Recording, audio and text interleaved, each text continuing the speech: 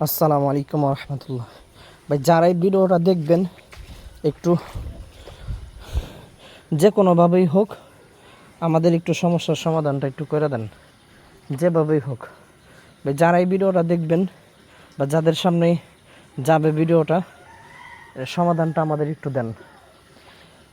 দেখেন ট্যাঙ্কির পানি ভরতেছে, আওয়াজ হচ্ছে। আচ্ছা, এটা হচ্ছে ট্যাঙ্কি, এটাতে পরে নিচে। এরপর এটা 1000 লিটার, 1000 লিটার।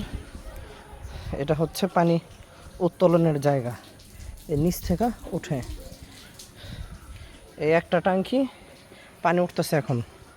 আর ওই পাশে একটা ট্যাঙ্কি আছে, এই যে দুইটা ট্যাঙ্কি। এই যে দেখেন, এই একটা ট্যাঙ্কি দেখেন,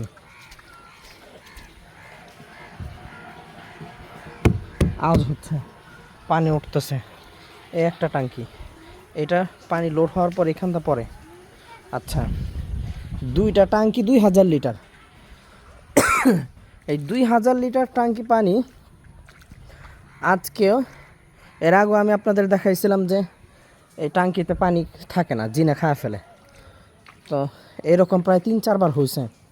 ট্যাঙ্কিতে যদি সমস্যা থাকে তাহলে এটা প্রতিদিনই সমস্যা থাকবে, অনবরত পানি যাবে। কিন্তু হঠাৎ হঠাৎ 1 মাস পর, 1.5 মাস পর বা 15-20 দিন পর এরকম সমস্যা হওয়াটা, এটা তো আপনার প্লাম্বিংয়ের কোনো সমস্যা না, পাইপের কোনো সমস্যা না, লাইনের কোনো সমস্যা না। এটা সমস্যা তো আমার মনে হয় জিনের সমস্যা। ট্যাঙ্কিতে পানি থাকে না, আশ্চর্য। আজকে জোহরের টাইমে, হ্যাঁ জোহরের টাইমে বাচ্চাদের পানি উঠাইছি, মাদ্রাসার পোলাপান দিয়া ওদেরটা পানি উঠাইলাম, ওরা ঝাড়ু টাড়ু দিয়ে চলে গেছে। বাকি এরপরে পানি এটা পড়ছে ওইখান দিয়ে, আমি এটা নিজেও দেখছি। আমি নিজে এসে পানির লাইন বন্ধ করে দিছি, দুইটা ট্যাঙ্কি ফুল হয়েছে। এখন আসরের সময় এসে দেখি যে অজু করতে আসছে মুসল্লিরা, দেখে পানি নাই। আশ্চর্য, পানি কোথায় গেল?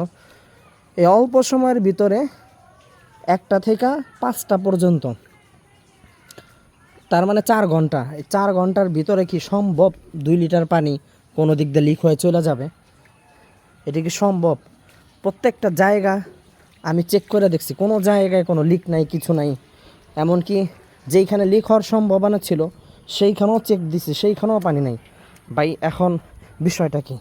আপনাদের যদি কারো যদি এই বিষয়ে যদি কোনো বিষয়ে ধারণা থাকে, প্লাম্বিংয়ে যদি সমস্যা, পাইপে যদি সমস্যা থাকে সেটাও জানান।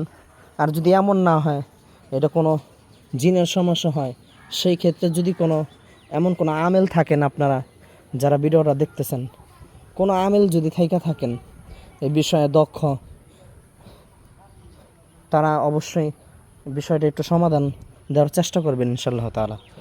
যেহেতু মসজিদের একটা বিষয়, আমি এটার কোনো পাইতেছি না, বিষয়টার কোনো সমাধান পাইতেছি না। আমি মানে আশ্চর্যজনক বিষয়, এই 2-2.5 ঘন্টার ভিতরে পানি কিভাবে শেষ হয়? দেখেন তো, এটা নিচের দিকে গেছে, আমি নিচেও চেক করছি, সব ঠিক আছে, পানি কই যাব? আশ্চর্যজনক বিষয়। এটা কী করা যায়?